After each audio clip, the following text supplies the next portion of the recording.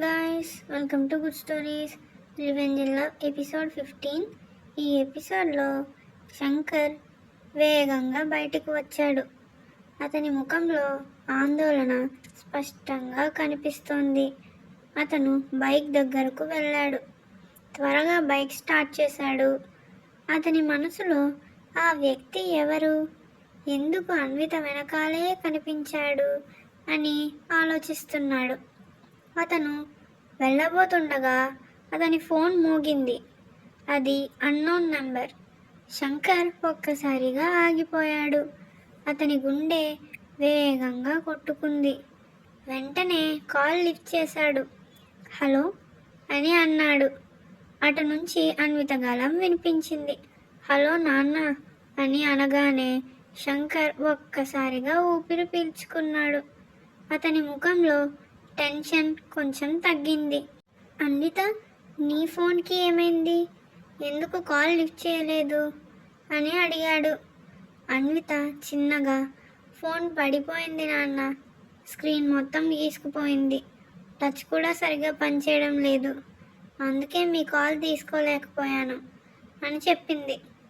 శంకర్ మెల్లగా, ఓ సరే, నువ్వు అక్కడే ఉండు, నేనే వస్తున్నాను అని అన్నాడు. సరే నాన్న అని చెప్పి అన్విత కాల్ ముగించింది. శంకర్ మళ్ళీ బైక్ వేగంగా నడిపాడు. కొద్దిసేపటికి మాల్ దగ్గరకు వచ్చాడు. బైక్ ఆపి త్వరగా లోపలికి నడిచాడు. అన్విత అక్కడే నిలబడి ఉంది. చేతిలో బ్యాగ్స్ ఉన్నాయి. ఫోన్ స్క్రీన్ పూర్తిగా క్రాక్ అయింది. నాన్న అని శంకర్ దగ్గరకు వచ్చి ముందు నిలబడింది. ఏమీ కాలేదుగా అని శంకర్ అడిగాడు. లేదు, ఫోన్ మాత్రమే పడిపోయింది అంది అన్విత. శంకర్ చుట్టూ చూశాడు. అక్కడ చాలామంది ఉన్నారు, కానీ అతను వీడియో కాల్లో చూసిన వ్యక్తి కనిపించలేదు. అతని చూపు ఇంకా చుట్టూనే తిరుగుతోంది. అన్విత ఆశ్చర్యంగా చూసింది. ఏమైంది నాన్న అని అడిగింది. ఏమీ లేదు, వెళ్దాం పద అన్నాడు శంకర్. అన్విత తల ఊపింది. ఇద్దరూ బయటికి వచ్చారు. అన్విత తన బైక్ దగ్గరకు వెళ్ళింది. శంకర్ మెల్లగా అన్నాడు, నువ్వు నా వెనకాలరా అని. అన్విత సరే అని అంది. ఇద్దరు బైక్ స్టార్ట్ చేశారు. రోడ్డు మీద నెమ్మదిగా వెళ్తున్నారు. కొంచెం దూరంలో ఒక వ్యక్తి నిలబడి ఉన్నాడు. అతనే ప్రదీప్. అతని చూపు వాళ్ళ మీదే ఉంది. శంకర్, అన్విత రోడ్ మీద వెళ్ళిపోతుండగా అతను నిశ్శబ్దంగా చూస్తున్నాడు. మరోవైపు సంజయ్, అతని అమ్మ థియేటర్లో ఉన్నారు. మూవీ ఆల్మోస్ట్ అయిపోబోయింది. ఇద్దరు చాలా ప్రశాంతంగా చూస్తున్నారు. కాసేపటికి మూవీ అయిపోయింది. అందరూ బయటికి వెళ్తున్నారు. సంజయ్, అతని అమ్మ కూడా బయటికి వచ్చారు. మూవీ ఎలా ఉందమ్మా అని అడిగాడు సంజయ్. అతని అమ్మ చిన్నగా, బాగుంది, కానీ హీరో ఫ్రెండ్ చాలా చెడ్డవాడు అని అంది. సంజయ్ ఒక్కసారిగా నవ్వేశాడు. అంత కోపం ఎందుకు అని అడిగాడు. అతను చేసిన పనులన్నీ చెడ్డవే అంది ఆమె. సంజయ్ నవ్వుతూ తల ఊపాడు. ఇద్దరు నెమ్మదిగా నడుస్తున్నారు. కొద్దిసేపటి తర్వాత అతని అమ్మ అడిగింది, ఏమైనా తింటావా అని. సంజయ్ తల ఊపాడు. లేదమ్మా, ఇప్పుడేం వద్దు అన్నాడు. ఇద్దరూ ఇంటికి వెళ్ళారు. మరోవైపు శంకర్, అన్విత రోడ్ మీద వెళ్తున్నారు. కొద్దిసేపటి తర్వాత ఒక ఫోన్ రిపేర్ షాప్ దగ్గర ఆగారు. అన్విత ఆశ్చర్యంగా చూసింది. ఏమైంది నాన్న అని అడిగింది. నీ ఫోన్ రిపేర్ చేయించాలి కదా, రేపు ఆఫీస్ ఉంది కదా, ఫోన్ లేకపోతే కష్టమవుతుంది అన్నాడు. అన్విత అవును అని అంది. తర్వాత ఇద్దరు లోపలికి వెళ్ళారు. షాప్లో చిన్న లైట్స్ ఉన్నాయి. ఒక వ్యక్తి కౌంటర్ దగ్గర కూర్చున్నాడు.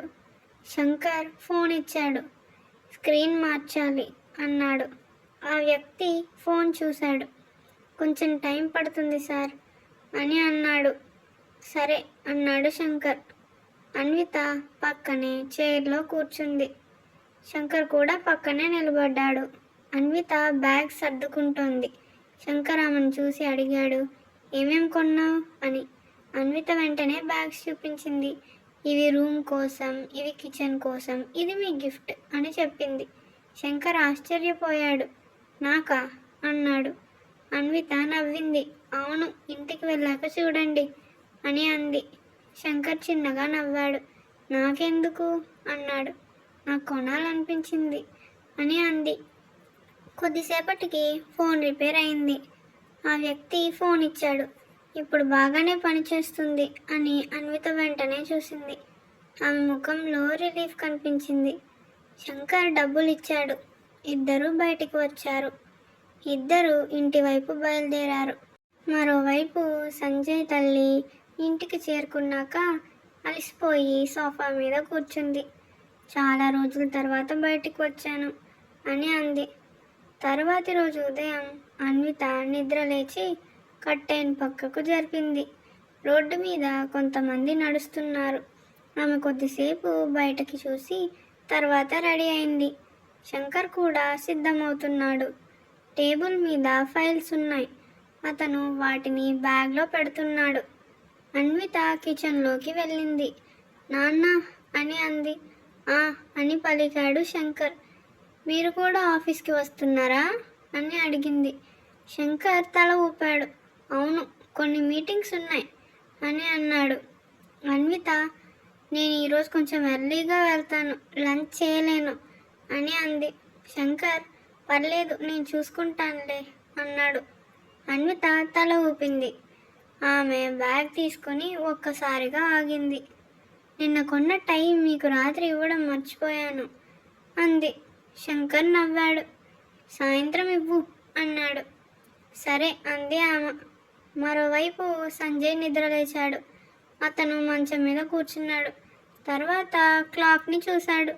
లేట్ అవుతుంది అనుకుని అతను లేచి బ్యాగ్ తీసుకున్నాడు.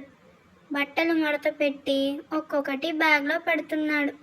తర్వాత ఛార్జర్, కొన్ని పుస్తకాలు, ఇంకా కొన్ని చిన్న వస్తువులు అన్నీ సర్దుకున్నాడు. అప్పుడే కిచెన్ నుంచి అతని అమ్మ గళం వినిపించింది.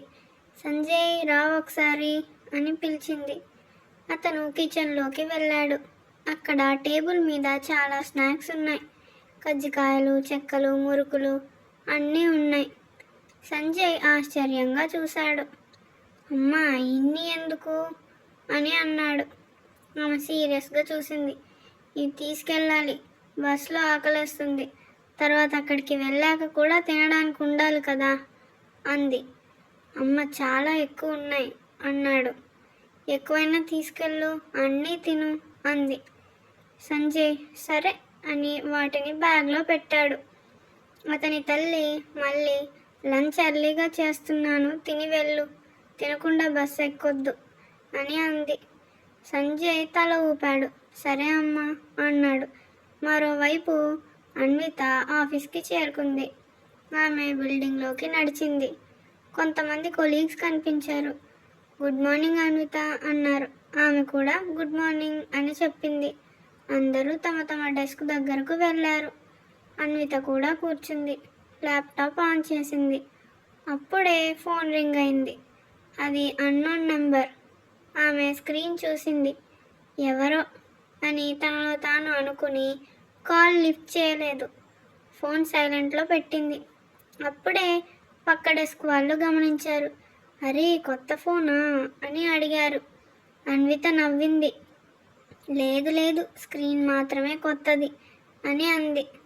అవునా, చాలా కొత్తగా కనిపిస్తుంది అని అన్నారు. నిన్న పడిపోయింది, అందుకే మార్చాం అని అంది. అవునా అన్నారు. మెల్లగా అందరూ పనిలో పడిపోయారు. మరోవైపు సంజయ్ బ్యాగ్ జిప్ పెట్టాడు. అప్పుడే కిచెన్ నుంచి అతని అమ్మ పిలిచింది.